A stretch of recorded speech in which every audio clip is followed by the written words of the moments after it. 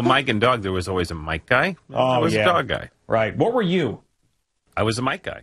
Really? And what were you? I was a dog guy. Yeah. Dog. That's why Mike and I started off on the wrong foot there many years. Even I thought they were way supposed before. to be a team. No, well, they didn't like one another. I don't know if you had See, this heard. is like their individual point guards. Yeah. I mean, at the end of the day, you got to be a team, don't you? Right. Like there's no Boomer or Geo guys. There's Boomer and Geo. There's Boomer and Geo guys. But you're right. You were either a Mike guy or a dog guy. Al. Yes, sir. Well, like, are you a Craig guy or a Boomer guy? I'm a Boomer guy. Oh, well, there you go. Yeah. Well, no, you're not. You're a morning guy, whatever works for you. Right. However it fits your schedule so you can live your life the way you want to live it. That's the kind of guy you are. Al is an Al guy. Right. I'm a morning man. Yeah. A morning man. I like that. A morning man. You are a morning man. For sure. Yeah, I mean, I always found that fascinating, where you would align yourself. When I first got to WFAN, like, people explained that to me.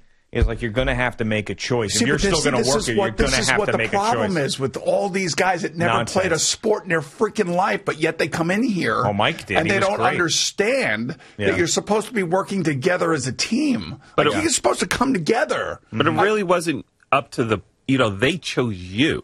It wasn't like you really didn't have much of a choice. That's true. You're right. Right. But yes, but at some point you were going to be put in one category. Oh, correct. or And another. the other one would shun you then. I mean, it's so childish and so That's what idiotic. happened, though. It just sounds so stupid to me. Was there anybody who could toe the line between Mike and the Mad Dog? Sal Licata did. Sal Licata did, and he, I think, was more Mike than Dog in the end.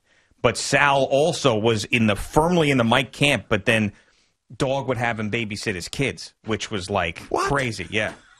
I know. Imagine that. And I think I did a decent job, but, I worked with Mike on that Sunday show. Right. So, and then when I started working on their show for a couple of years before I came here, it was, was better, but I was still always more of a Mike guy. Yeah, I remember vividly. I can't even believe you guys even think of yourselves in that. No. vein. That was just That's the way it was. Yeah, just the way I just don't get it. I just don't understand that. Yeah, so when I left here to go out to 93.7 The Fan in Pittsburgh, Chernoff suggested that I go and when you ruined your career? No. I ruined my career when I left there, apparently. Oh, I see. And I came to, according to Mike, I ruined my career leaving Pittsburgh and coming to CBS Sports Radio.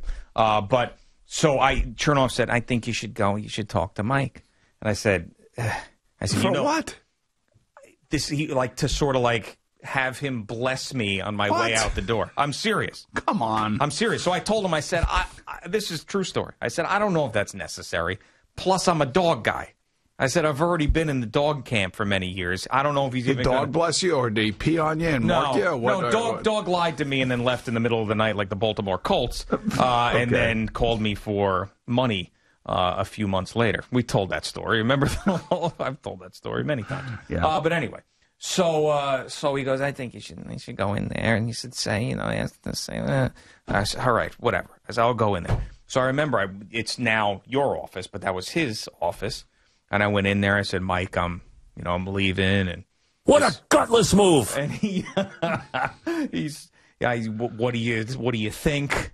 Type of thing. Like basically, like going to the Godfather. So all I remember about that conversation was the two very vivid things. He said in the hopper 40,000 times. Because, he goes, now that you're going out there, the company's going to see you as you're in the hopper. Okay, so now you're in the hopper, and they're putting you in the hopper, and you'll be there in the hopper. So when they need you, you'll be in the hopper. So before you weren't in the hopper, now you're in the hopper. So you used to be you're not in the hopper, now you're in the hopper. So the way I would look at this is you're now before you weren't, but now you're in the hopper. But it's true, though, because you were in the hopper, and now you came back. Right. And look at you now. I'm not saying he was wrong, but I just remember him going in the hopper. Well, he was right about that. Right, and then he also said that... have a good time. Bye. He also said, this is another true thing, he also said that out there in Pittsburgh, you can't do what he does when he goes after one of the two teams in town, because there's two teams in town.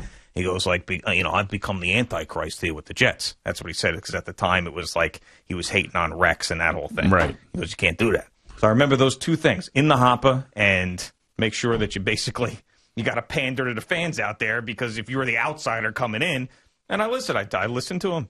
Well, and there you go. Said goodbye, and I said, that was Sage it. advice. And then as you're in the hopper, right, it's sage advice. And then I came back and went to Chris McMonagle's wedding, and he said, "You ruined your career. You should have stayed there."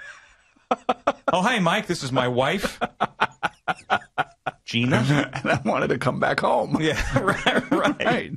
But anyway, so there's a couple. All right, well, there you go. So you're in the hopper, and now look where you are. In the hopper. Now, if you Giannotti, I mean, he is short on ability. I'm sorry. If somebody Now came we're to here. you, if somebody came to you, one of these kids around here came to you, because it seems like everybody now goes to you, and they come into your office, Right.